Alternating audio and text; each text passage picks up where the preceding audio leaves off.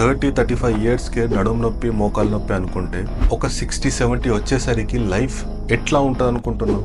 ఇప్పుడున్న అలవాట్లతో senior citizen అయ్యేసరికి హెల్దీగా ఉండగలవా? నీ నడుము ఈ ఏజ్లోనే సపోర్ట్ చేయకపోతే ఆ ఏజ్లో సపోర్ట్ చేస్తుందా?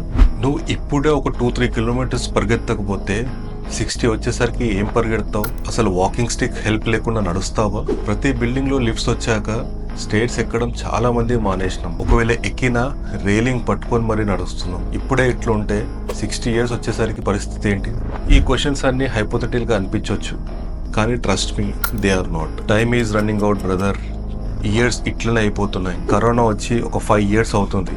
Digest that.